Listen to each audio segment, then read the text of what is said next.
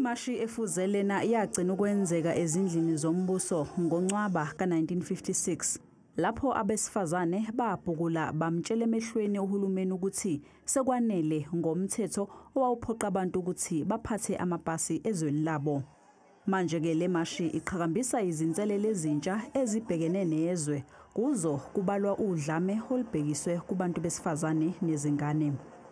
We call it the days of our lives because that's the reality that we are faced with as South Africans, more so the women, that we are subject of abuse by our male counterpart. It doesn't matter whether it's your family member, whether it's your husband, whether it's your life partner, but it does happen in South Africa.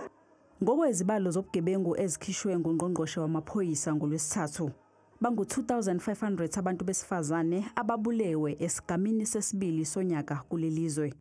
Ukulwa nalokhu kunxuswe uhulumeni ukuthi uqinise imithetho yokulawulwa kwezibhamu.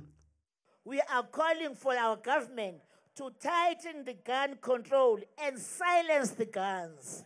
We have just realized that not only the spaza shop of people that are not documented, with where they are keeping and storing guns that are unlicensed.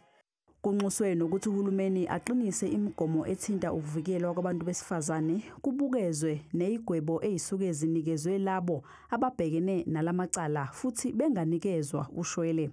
The memorandum from the Women's League that says enough is enough. We are saying stop gender-based violence. Le mashike ibiqhakambisa umkhankaso weinsuku eziyishumi nesithupha zokulwa nodlame olubhekiswe kubantu besifazane nezingane.